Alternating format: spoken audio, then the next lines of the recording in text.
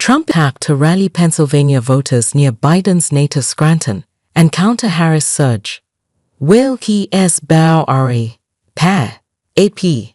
Donald Trump is rallying voters on Saturday in northeastern Pennsylvania, a swath of the pivotal battleground state, where he hopes conservative, white working-class voters near President Joe Biden's hometown will boost the Republicans' chances of winning back the White House. In 2016 and 2020, Trump crushed his Democratic rivals in the county that is home to blue-collar Wilkes-Barre. This Rust Belt region, home to Biden's native Scranton, offers Trump hope and helps him spotlight Democratic vulnerabilities after the president ended his re-election bid and Vice President Kamala Harris launched her campaign.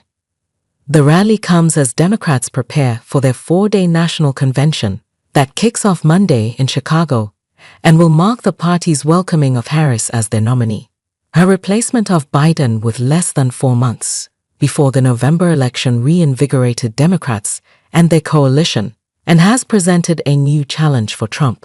He has hammered Harris on the economy, associating her with the Biden administration's inflation woes and likening her latest proposal against price gouging to measures in communist nations.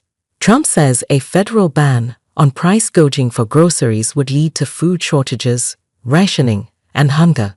In his visits to the nation's two natural gas state, Trump has cited Harris' past opposition to fracking, an oil and gas extraction process.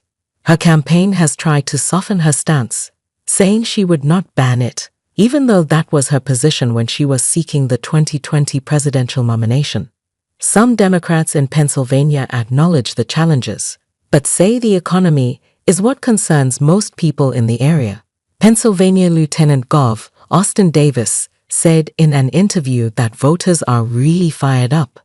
David Harris rallied in Philadelphia to introduce her running mate, Minnesota Gov. Tim Walz, along with 36 field officers, including several in more Republican-leaning parts of the state. The energy has clearly shifted in a dramatic way toward Vice President Harris, Davis said.